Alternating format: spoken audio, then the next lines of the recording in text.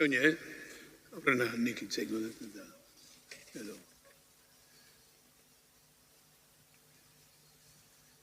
Bueno, aitaren eta semearen eta Espiritu Santuaren izenean, pues arratsaldeon, eta ongi etorri gure azkeneko hitzaldi hontara. Men aurrean dezutena, Lucia Alberro. Eta bera izatez Ergobiakoa da, Ergobia Estigarragako auzo bat, hangoa da. Eta eskondua, eta alaba bat du.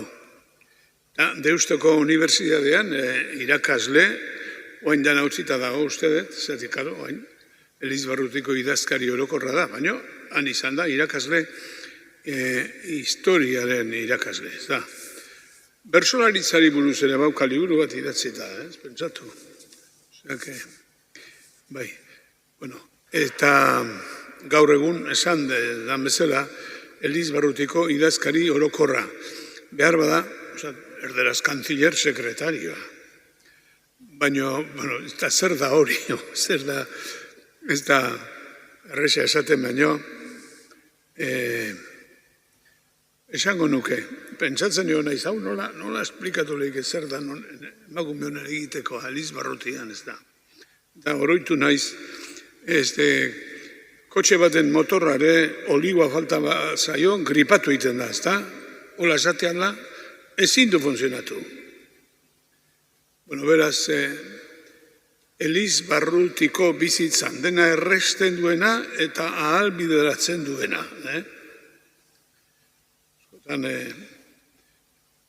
esaten zuen gure gotzai Juan Mari Uriartek, Elizan badirela harrik ikusten dienak. Baina badirela harrik, oinarrizkoak direnak eta ikusten ez dienak. Bueno, hau da ba. Eta pixkat urduri dago, Eingo du, nola ez ondo eingo du. Edarki, ordu hasiera emango diogu kantuarekin beti bezala. Gu badugu itxarope, gu badugu bake, jaunari dago salbatzen, jauna gure alde, jauna zugan hartzen dugu sinismena, sendo egon zuena da salbamena. Gu badugu itxarope, gu badugu bake, jaunari dago salbazen, jauna gure alde. Edarki ba, Lucia, hasi nahi dezunean. Bueno, arratsaldeon, oso fuerte. Bueno, lehenbizi eskerrik asko Felix eta Jose Ignacio gonbidapen honengatik. Erreparo pixkat emateit, gotzaia etorri da, bikario nagusia etorri da, eta hoai ni hemen, bueno, nik ez teologiarik ikasi, eta, bueno, nire esperientzitik eta apaltasunez itzeingo izuet. Eta, bueno, eskerrik asko zuei etortzeagatik, noski. Hurbildu zeatelako nire hitz apalauek entzutea. Bueno, hasiera eman nahi nioke hitzaldi txiki honi, bueno, titulua gogoratuz, Felixek eskatu zidanean hitzaldia preparatzeko esan zian, bueno, Lucia, zuk itxaropenaren alderdi praktikoak. Praktika, Lucia, zuk praktika. Eta esan, bueno, aber asmatzen deun.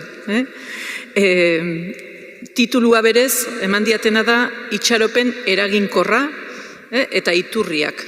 Nola dan itxaropena ekintzara bultzatzen gaituena, eta ze iturritatik edan dezakegun itxaropen hori eraginkorra izan dadin. Bueno, galdera horri erantzuten saiatuko naiz. Apaltasunez, Bueno, hasiera eman nahi nioke sarreran San Paulo apostoluak erromatarrei egin zien kartako zati txiki bat irakurriz.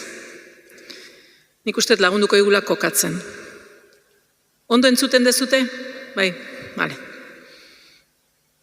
Itxaropen iturri den jainkoak, beraz, itxaropen iturri den jainkoak, alaitasunez eta pakez bete dezala zuen fedea.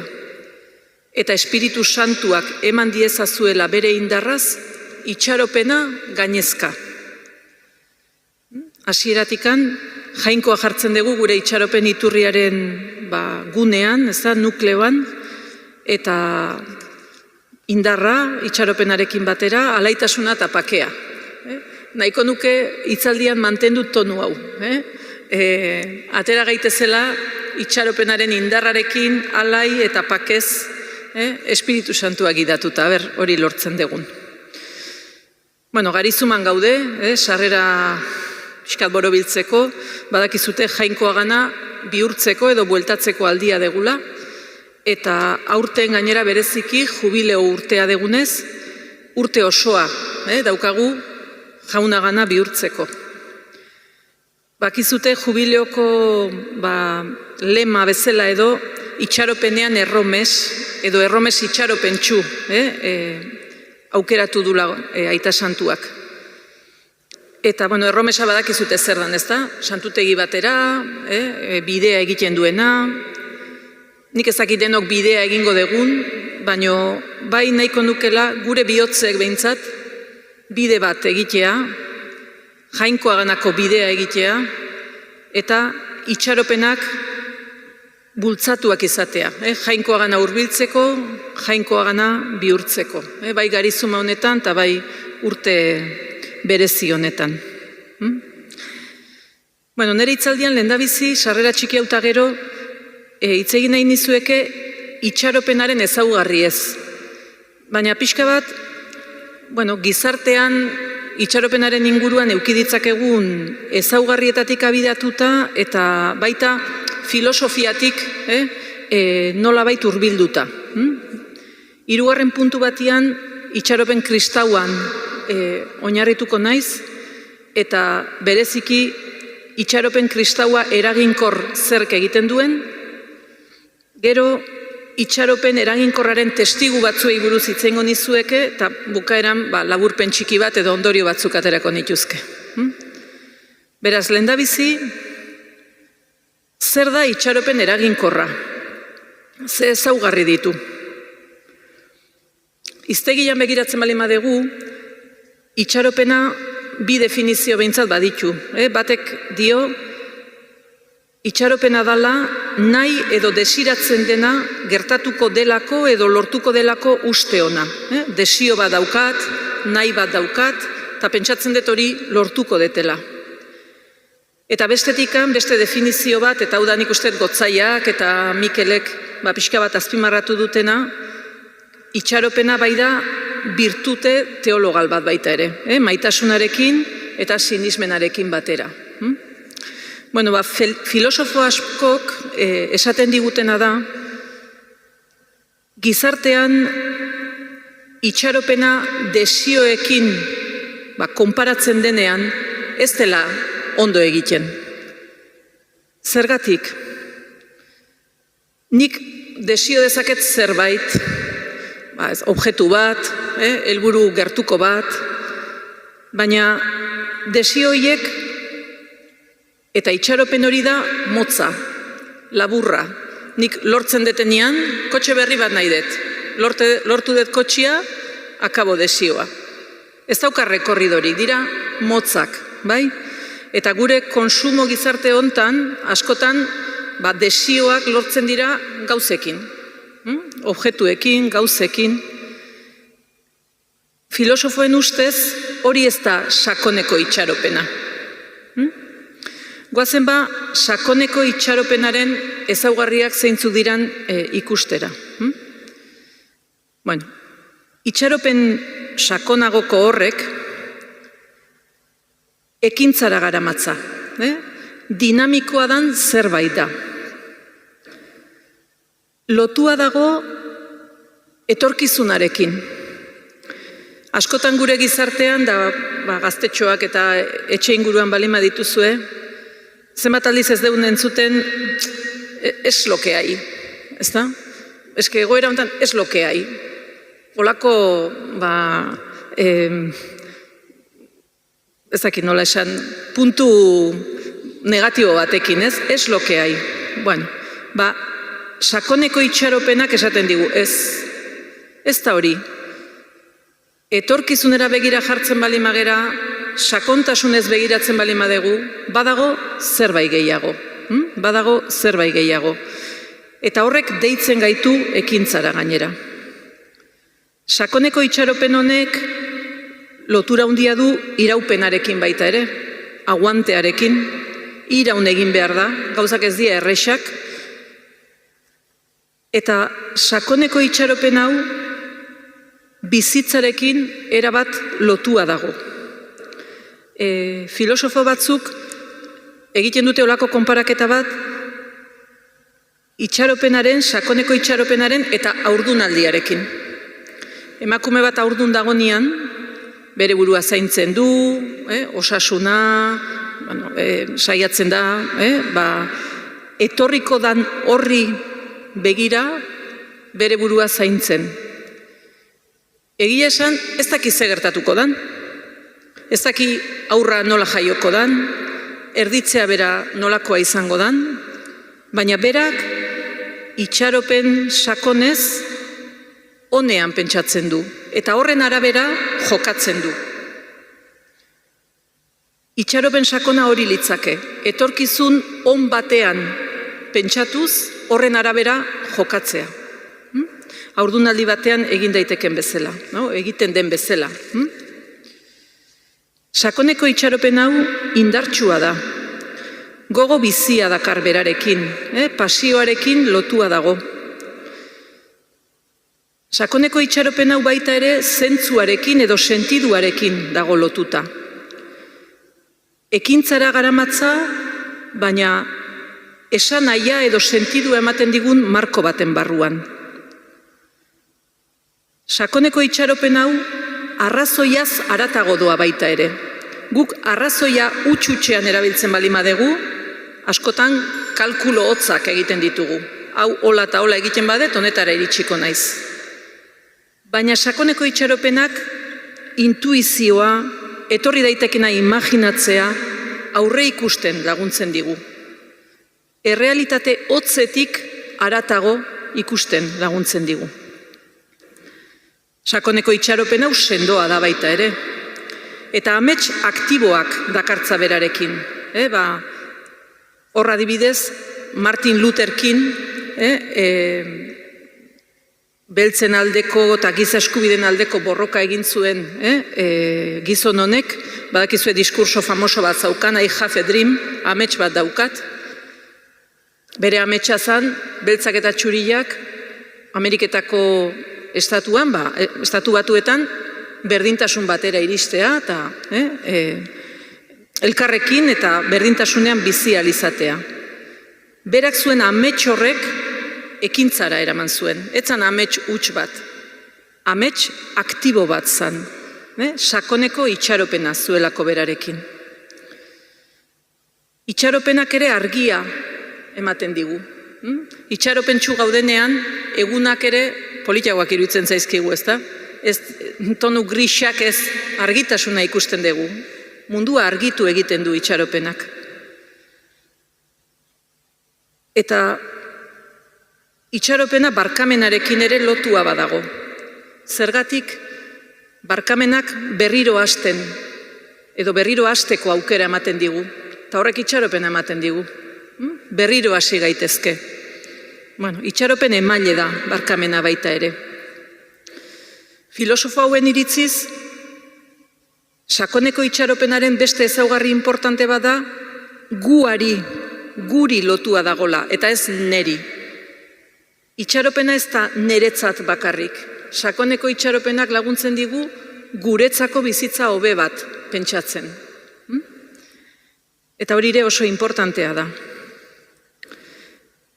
Uste dut Mikelek ere hontaz hitz egin zizuela, sakoneko itxaropenak konfiantzarekin ere lotua dago.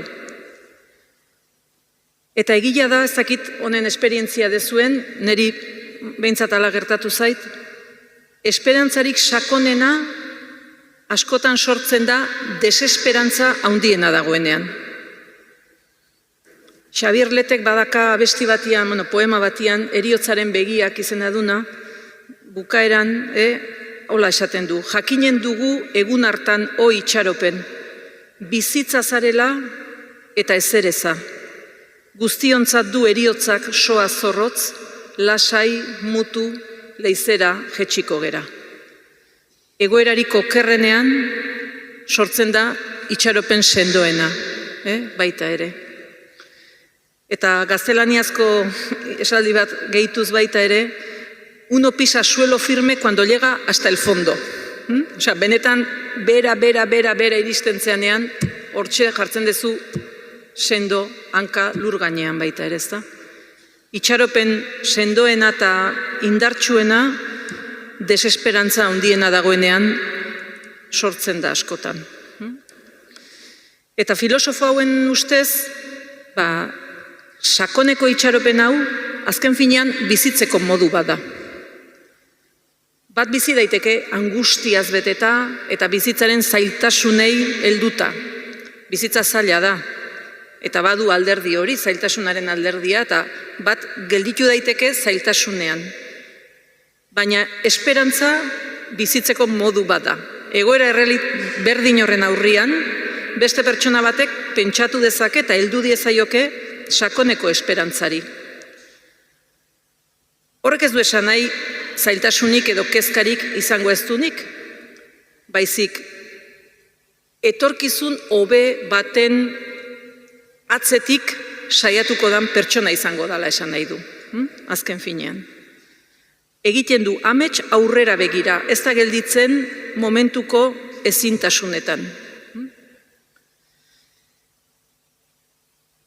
Bada Txekoslovakiako, giza eskubideen alde lan egin zuen gizon batek, Blakak Havelek, dioenaren arabera eta pixka bat laburbiltzeko parte hau, esperantzaren ezaugarriak gure gizartean, sakoneko esperantzaren ezaugarriak, oraindik kristau esperantzara pasagabe. Gizon honek esaten zuen, erderaz do, baino momentun euskeran jarriko izuet. Bida, esperantza da espiritua eta bihotza bideratzeko edo norabidetzeko modu bat.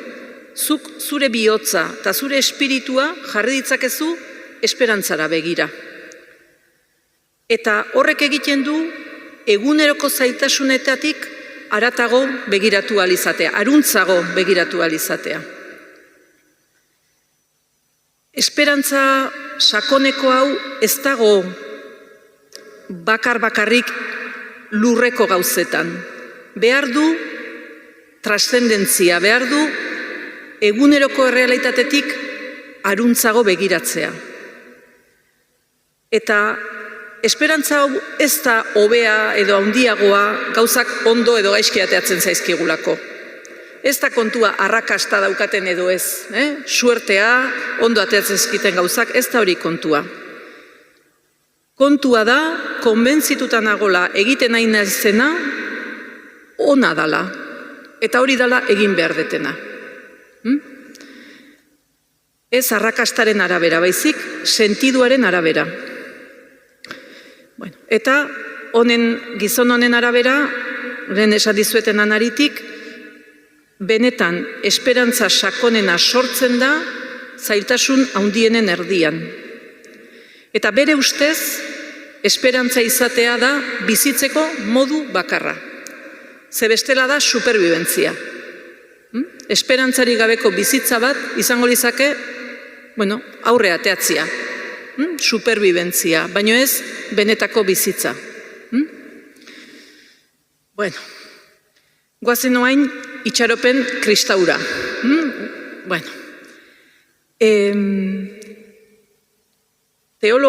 Esperantzaren teologia izeneko liburu bat idatzi zuen Jürgen Moltmannek, honek aipatzen digu kristau itxaropena dala ekintzara eramaten gaituen itxaropen bat.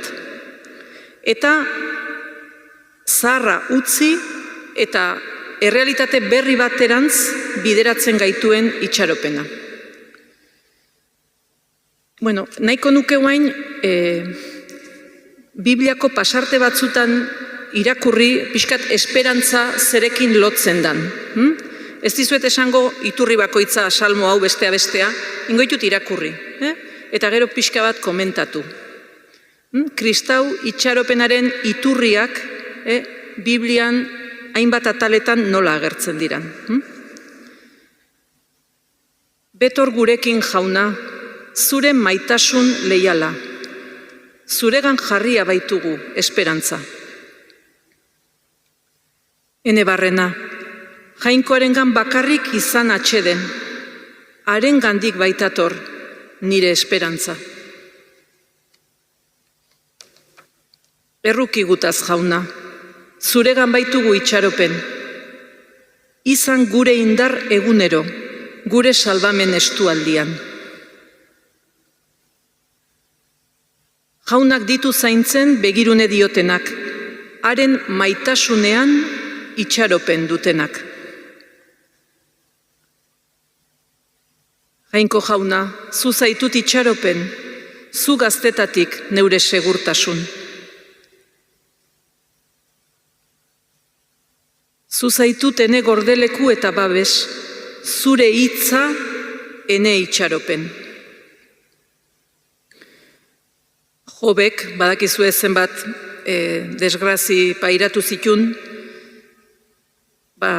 hola esaten zuen, nun zaude ene itxaropen. Nork ikusiko zaitu berriro. Batzutan itxaropen faltare, kristauak ere sentitzen dugu. Itxaropen sutsua dut, ez didala usteak huts egingo. Eta ziur nago beti bezala orain ere, bizi nadila alail, Kristok bere haunditasuna agertuko duela niregan.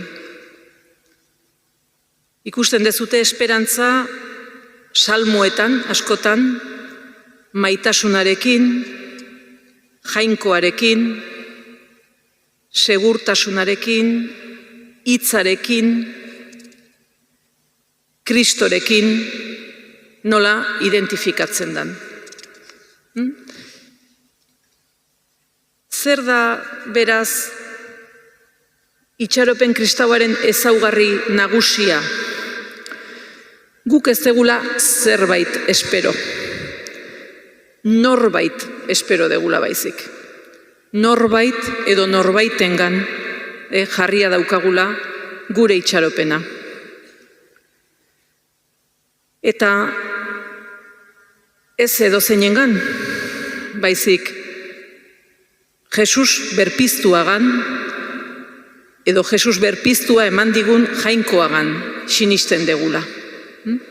Ez dugu zerbaitetan, baizik norbaitengan sinisten dugu, eta munduan hainbeste desesperantza, esperantza falta, edo desesperantza, gerrak, Ukranian, Gazan, etorkinen baldintza zailak, egoera desesperantzako egoera zailoietan, guk heriotza eta gaitza gainditu dituen Jesus berpiztuaren ezagutza daukagu.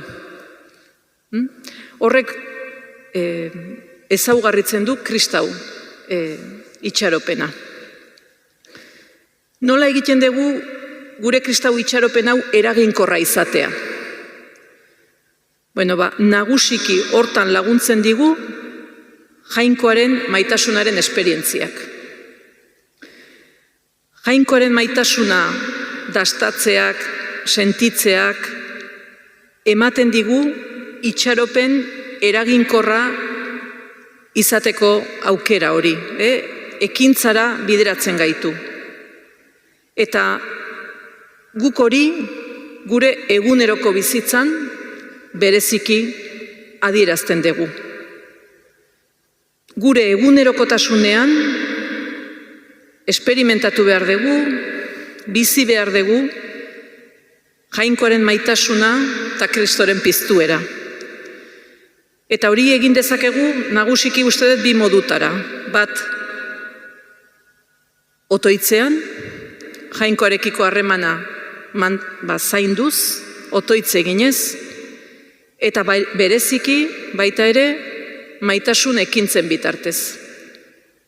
Gure anai arrebei Kristo piztuaren indarra ekintzen bitartez adieraziz. Eta itxaropen hau oraindik eta eraginkorragoa izango da, egiten ditugun ekintzak Jesusek egiten zituen bezala egiten balima ditugu, edo gure ekintzak Jesusen antzekoak balima dira. Honek itxaropena sortuko du gurengan, eta eraginkorragoa egingo du itxaropena guregan, baino baita gure ingurukoengan ere. Jesusek Jainkoaren erreinuaren alde egin zuen bezala, guk ere, Jainkoaren erreinuaren alde egin behar dugu. Hor, ariketa txiki bat egin dut baita ere, evangeliotan hartu, eta Jesusen izenaren ondoan ze aditz nagusi agertzen dian ikusiz. Ez da, ze ekintza egiten zituen Jesusek. Ze ekintza egiten zituen. Begiratzen balima ituzue, gizona zan, pertsona zan gu bezala, orduan sufritu itentzun, gosetu itentzan, batzutan lo hartzezun baitare, asarretu itentzan, madarikature baten ere bai.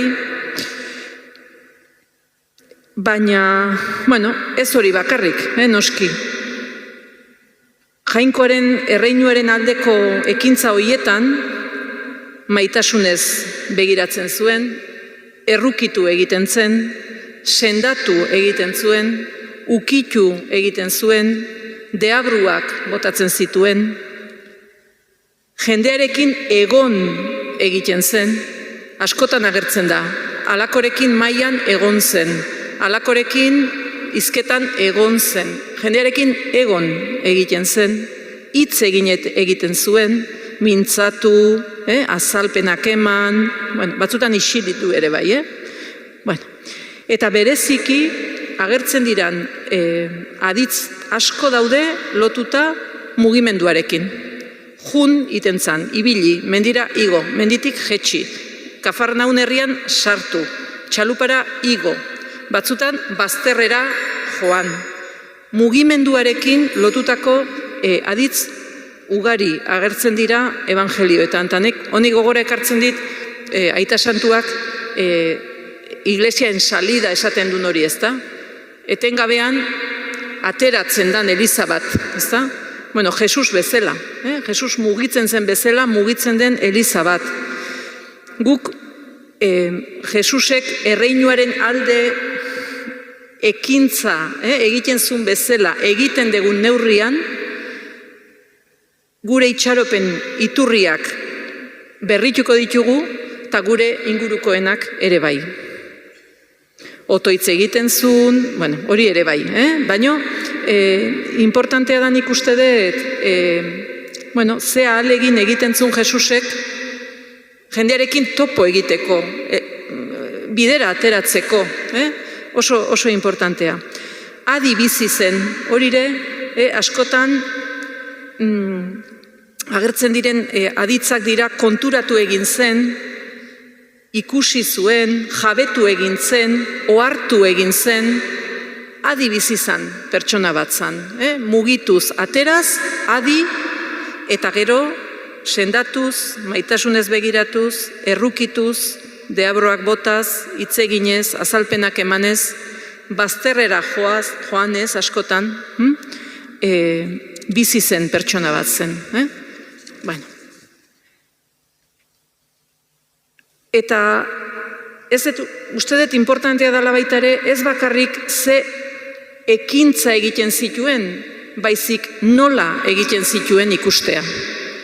Eta uste dut evangelioaren arabera edo evangelioaren logikaren arabera funtzionatzen balima dugu, gure itxaropenaren iturriak eta eraginkortasuna berrituko ditugula, eta baita ere gure ingurukoengan itxaropenaren iturriak berrituko ditugula. Nola, edo evangelioaren logika, evangelioaren arabera, ekite hori nola ulertu behar dugu? Bueno, Jesus txikitik hasten zen, mostaza haziaren adibidez, ezta? Kau, zai balima gaude mundua dena batea aldatzea, ez geha hasiko. Hasi behar dugu, gure egunerokotasunean, gure errealitatean dauzkagun gauza txikiak aldatzetik. Horrek itxaropena indartuko du, guregan eta gure ingurukoengan. Uste tontaz Mikelek ere hitz egin zizuela, pazientziaz lan egin behar dugu. Ereilearen parabola, pazientziaz, berehala fruituak bilatzen nahi balimagea eta horrekin estresatzen balimagea, ez dugu gure itxaropena sendotuko eta gure ingurukoena ere ez. Iturria agortzen jungo da, ez da berrituko, agortu ingo da. Iraupena beraz ere oso importantea da hor. Oso garrantzitsua da baita ere, gure indarrezari gea bai, baina indar nagusia jainkoagandik datorkigula gogoan izatea. Eta azkenean, konfiantza jainkoagandik datorkigula, jainkoagan konfiantza hori bizi berritzea. Badakizute beste baserritarraren da parabola, ez? Naiz agun lo egon, hasia bizirik dago eta badijoa, jainkoaren indarrarekin, ez da? Guke pixkat horri horrela bizi behar dugu. Evangelioaren arabera ekintea eta ekintzak egitea nire ustez behintzat, eta nik uste evangelioak hori irakusten digula, dala besteekin lan egitea. Jesusek lehenengo gauza intzuna laguna bilatzea izan zen. Ez zan bakarrik junan, ez dakiz zer egitea. Lagunak bilatu zitun. Ez oberenak, ez ikasiak, ez perfektuak, lagunak bilatu zitun. Guk ere, besteekin lan egiten dugun neurrin, uste dut, gure itxaropen iturriak elikatzen eta eraginkorrago egiten jungo gehala. Guretzat eta besteentzat. Besteekin lan egiteak esan nahi du, besteak errekonozitzea, errespetua izatea elkarri, batak besteari, batzutan gauzak esan, eta bestetan entzun behar izatea, senidetasun hori ez da, eta hor beti gogora etortzen zait, Jesusen hitzoiek ez da, anai arreba zeate, nik ez dizkizuet gauzak ezkutatuko, eta ez, anai arreba zeate, denokea anai arreba, eta horrela egin behar dugu lana.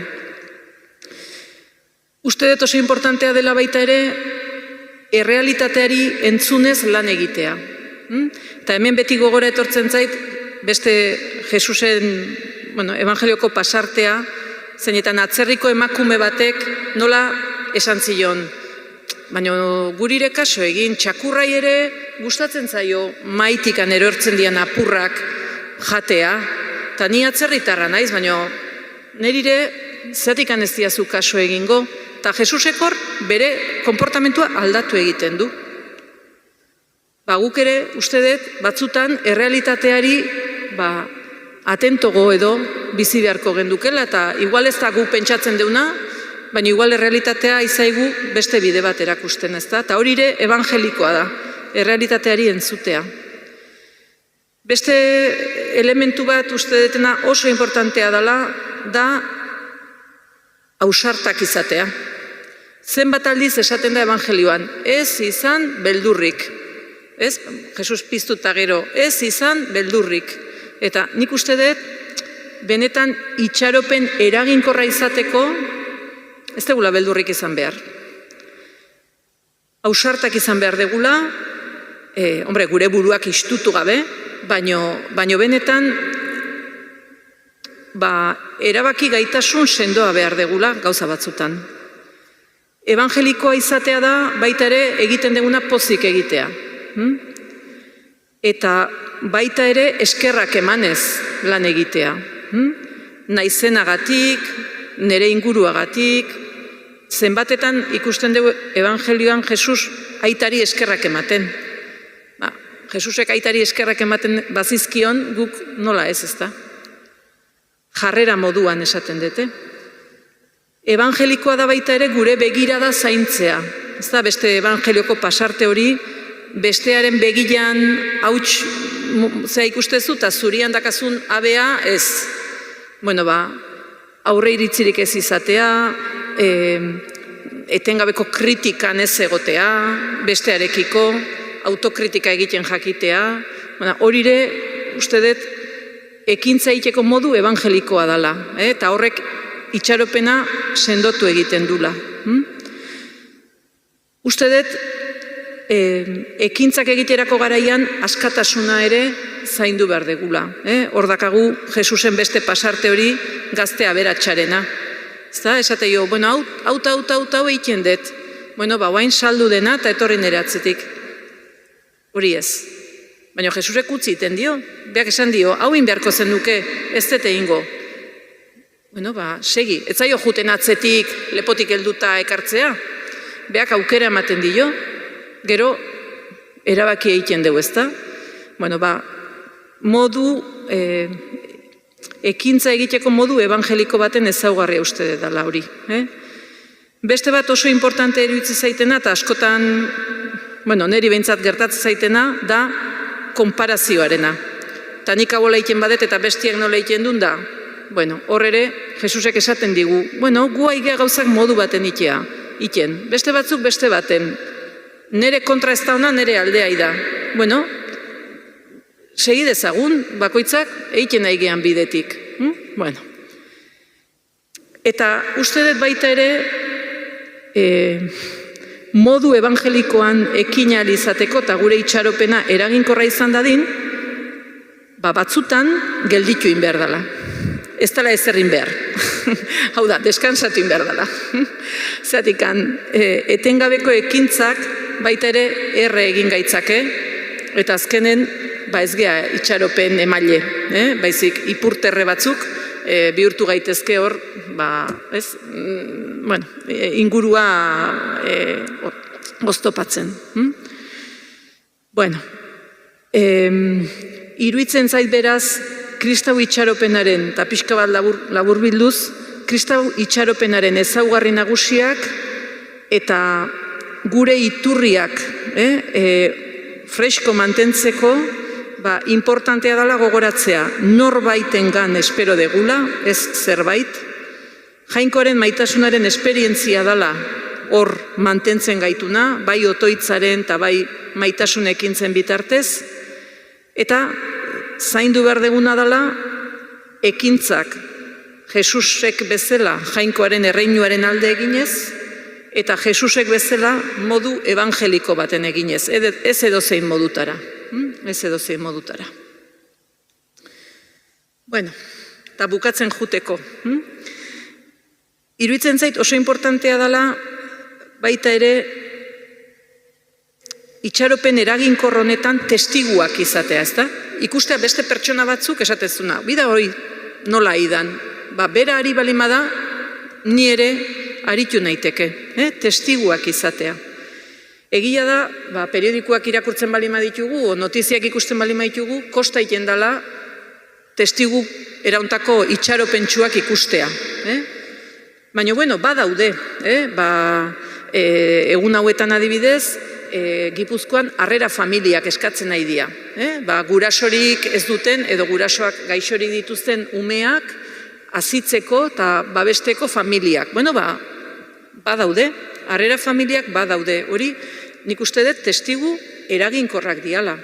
Edo adibidez, ze ahalegin egiten nahi dian momentu honetan, etorkinen tituluak eta homologatzeko hemen lan egin dezaten, eta bizitza normalizatu bat eduki dezaten, uste hori ere zeinu positiboa dela. Baina, hala, horietaz gain, medioetan agertzen dianetaz gain, denok dauzkagu testiguak, eta persona itxaropentsuak inguruan, eta itxaropena ematen digutenak, bai familian, gizartean, gizarteko elkartetan, Karitasen, Bolondresak, hainbat esparrutan.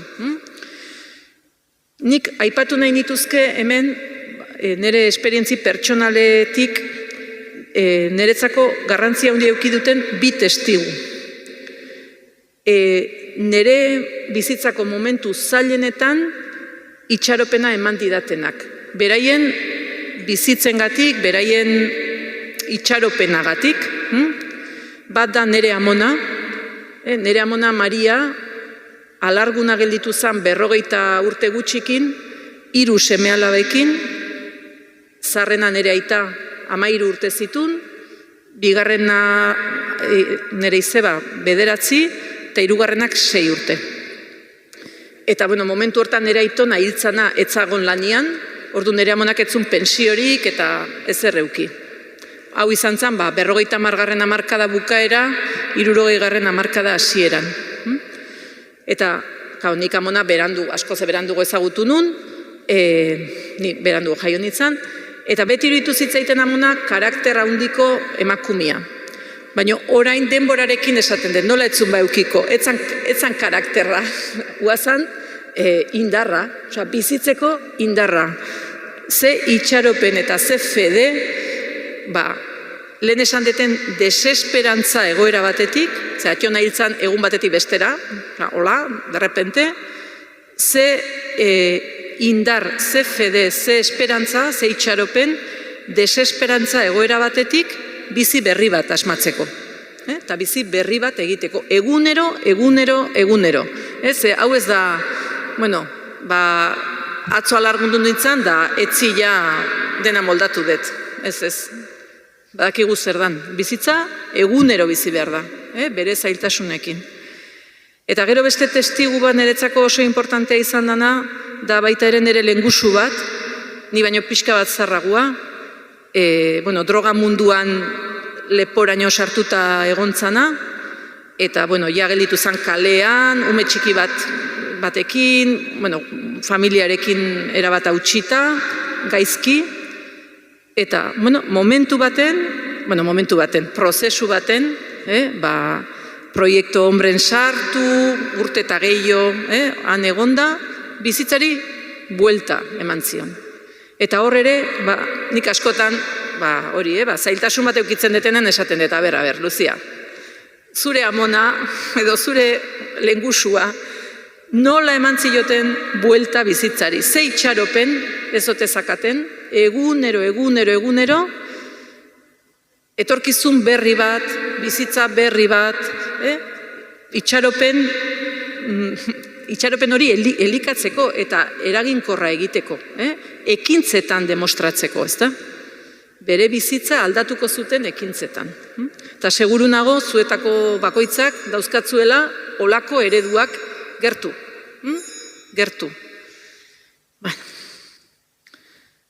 Bukatzeko, laburpen txiki bat, lehendabizi, nik uste dut, oroitu eta bizi berritu behar degula, Jainkoak maite gaituela, o maite izan gaituela lehenengo.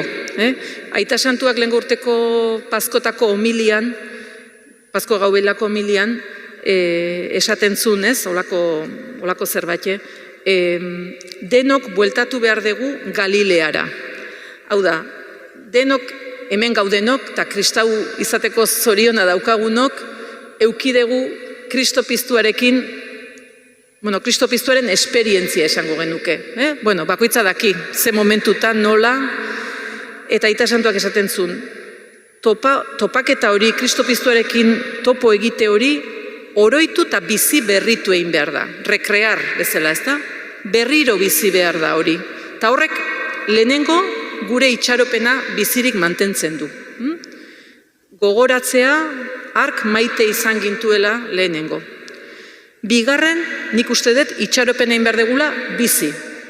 Eta itxaropena bizi esan nahi du, ekintzara pasa.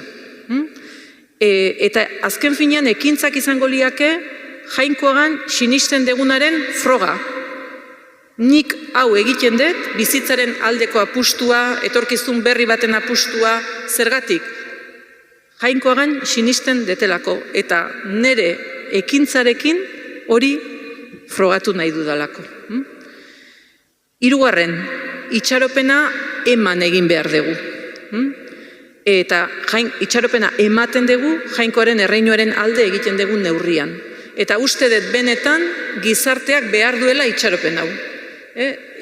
Zoritxarrez, askotan kotxiak bat izute dakate argi motzak eta luziak, ezta? Eta gure gizartean askotan argi motxekin jokatzen dugu. Es que es lo que hay, esto es lo que hay. Ez, guk esan behar dugu, no, esto es lo que hay, baino begiratu pixkatareago, jarri argi luziak, ez gelditu hemen, jun pixkatareago, ikusi pixkat urrutiago. Bueno. Eta eskatzen diguten kasutan, uste dut gure itxaropenaren arrazoia eman behar degula. Eta esplizituki esan behar degula. Nik hau egiten dut hola, Jesu Kristogan sinisten detelako.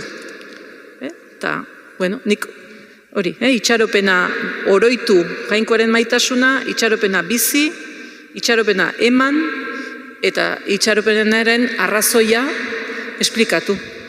Hala eskatzen diguten kasutan. Eta ja bukatzeko. San Paulo apostoluak Tesalonikarrei esan zizkien hitz batzuk esan nahi dizkizuet.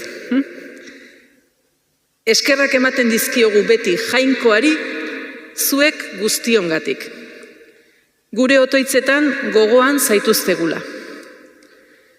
Jainko gure aitaren aurrean gogora dakartzagu etengabe, zuen sinismen ekintzailea, zuen maitasun saiatua, eta Jesu Kristo gure Jaunarengan duzuen itxaropen iraunkorra.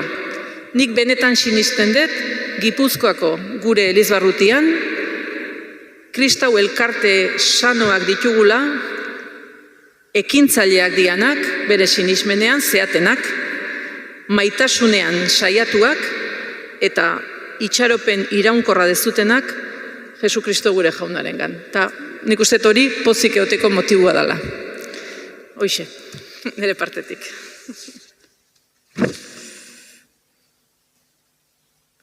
Ederki ba. Bueno, zia. Aurrena lehen ez dizut esan, da eskerrik asko tortzagatik. Zetik, hau dira enbolauz. Baina benetan zure gogoeta, aurrenago zaila, gero bikario nagusia, da gaurzu, originala izan da, zurea izan da, benetan. Eta hiruren artean, nik uste dut benetan, izan degula suerte haundi bat, ze gogoeta sakona izan da. Eta lagungarri izango dala, guretzat, ez da.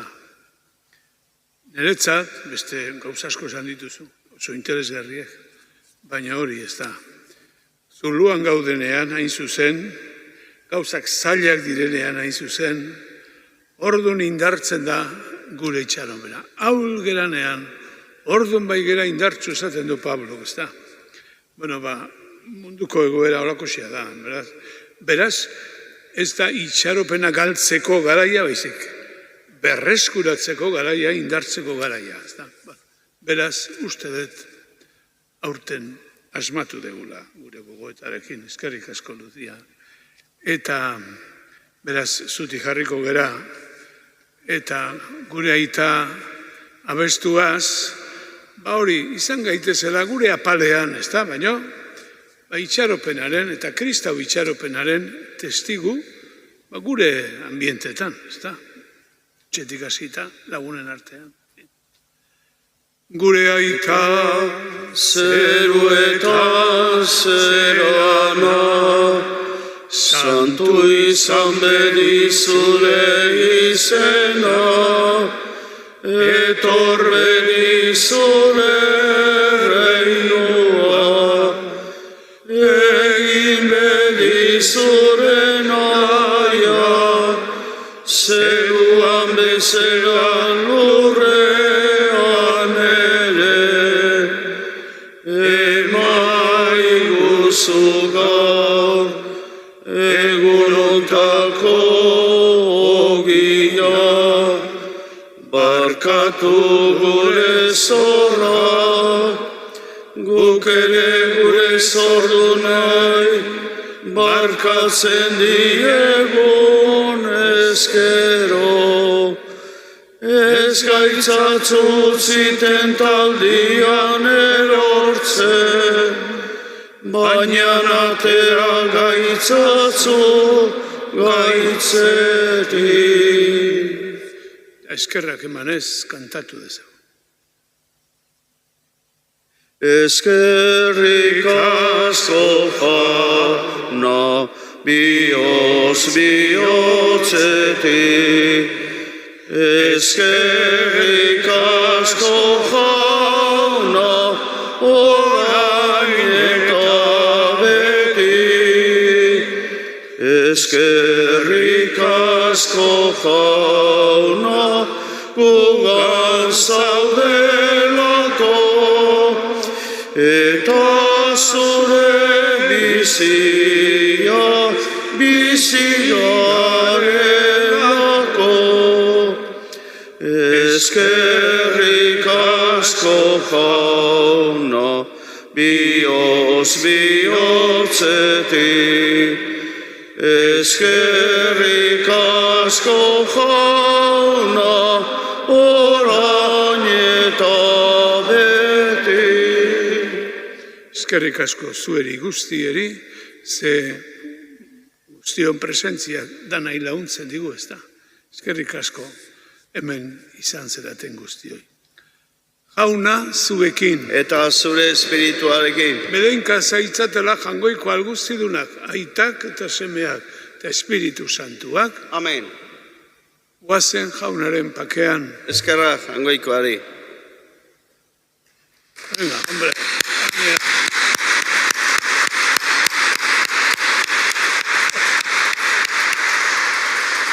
Edarki, gabon igaro.